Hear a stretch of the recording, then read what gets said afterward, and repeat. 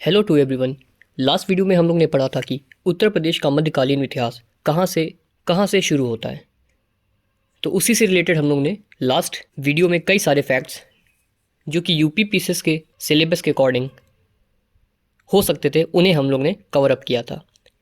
आज ही होने वाली इस वीडियो में हम लोग देखेंगे कि उत्तर प्रदेश मध्यकालीन भारत में कैसे क्या आगे भक्ति आंदोलन बढ़े थे। तो स्टार्ट करते हैं वीडियो।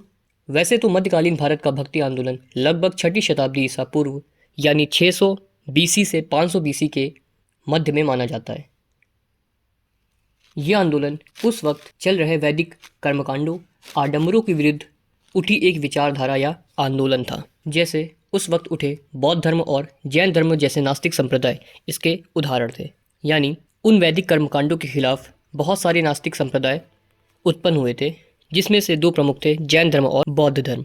लेकिन वो तो बात थी प्राचीन काल की। उसी तरीके से हम लोग बात करेंगे मध्यकाल में। यानी इसी प्रकार मध्यकाल में भी एक धार्मिक आंदोलन छिड़ चुका था, जिसका उद्देश्य था वैदिक धर्म जो कि अब परिवर्तित हो चुका था वैष्णव या शैव संप्रदाय में। तो उनसे जुड़ी जितनी भी बुराइयां थी उनको दूर करना ही इस मध्यकालीन आंदोलन का मुख्य उद्देश्य था। यानी ये तत्कालीन संतों के प्रयास का ही नया रूप था। इसकी टाइमलाइन की बात करें तो ये शुरू होता है 12वीं शताब्दी के आसपास, यानी 1100 एडी से 1200 एडी के बीच में। यहाँ ध्यान देने वाली बात है कि उत्तर भारत से पहले या दक्षिण भारत में सक्रिय था।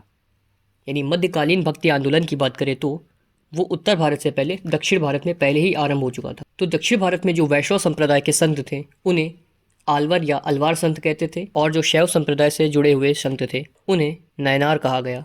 इस भक्ति आंदोलन को दक्षिण से उत्तर भारत में लाने का मुख्य काम संत रामानंद ने किया, जिनका जन्म कोई फिक्स डेट तो नहीं है, लेकिन इतिहासकारों का कहना है कि वो 1300 एडी से 1400 एडी के बीच में पैदा हुए थे और इनका जन्म स्थल था इलाहाबाद, जिसे आज प्रयागराज कहा जाता है। तो पढ़ते हैं रामानंद के बारे में। ये उत्तर भारत के पहले ऐसे संत थे जिन्होंने भक्ति आंदोलन में बहुत ही महत्वपूर्ण भूमिका निभाई। यानी उत्तर भारत में भक्ति आंदोलन का आरंभ इनसे ही होता है। ये रामानुज के शिष्य थे। इन्होंने प्रत्येक जाति को अपना शिष्य बनाया और जाति प्रथा को कुचलने का भी प्रयास किया, क्योंकि ये जाति प्रथा ही थी जिसने वैदिक धर्म को काफी चोट पहुंचाई थी महाजनपद काल में, या जिस वक्त गौतम बुद्ध और महावीर स्वामी का वक्त चल रहा था। तो इस विचारधारा ने भी बौद्ध और जैन धर्म की तरह जाति प्रथा को दरकिनारे किया। इन्होंने अपने उपदेश जनसाधारण की भाषा यानी हिंदी भाषा में दिया। इन्होंने एकेश्वरवाद यानी एक ईश्वर की संकल्पना पर भी जोर दिया। इन्होंने विष्णु को छोड़कर राम की भक्ति आरंभ की। इनके प्रमुख शिष्य से माने जाते हैं सेना, जिन्हें रैदास भी कहते हैं, और बहुत ही प्रसिद्ध कवि कबीरदास। आगे चलकर यह आंदोलन दो संप्रदायों में विभक्त हो गया। पहला निर्गुण संप्रदाय या निर्गुण शाखा, दूसरा सगुण शाखा या सगुण संप्रदाय। निर्गुण शाखा में सबसे महत्वपूर्ण कवि हुए थे कबीरदास, और सगुण धारा में सबसे महत्वपूर्ण कवि रहे हैं चैतन्य, तुलसीदास, वल्लभाचार्य, सूरदास और मीरा जैसे लोग। तो सबसे पहले हम देखेंगे कबीरदास को। कबीरदास से जुड़े हुए तथ्यों में सबसे ज़्यादा पूछे जाने वाला सवाल है कि ये किसके समकालीन थे। तो कबीरदास सुल्तान सिकंदर लोदी के समकालीन थे। सुल्तान सिकंदर लोदी दिल्ली सल्तनत के अंतर्गत लोदी वंश के एक शासक थे। कबीरदास का जन्म 1440 ईस्वी में काशी में बताया जाता है, लेकिन ये डेट फिक्स नहीं है, यानी कई सारा इसमें मतभेद जुड़ा हुआ है। कबीरदास ने धार्मिक कर्मकांड, बाह्य आडंबर, अवतारवाद और मूर्ति पूजा का बहुत ही जोरों से विरोध किया था। इन्होंने भी एकेश्वरवाद की संकल्पना को निर्गुणता पर ही प्रचार किया और राम को भी निर्गुण स्वरूप में माना।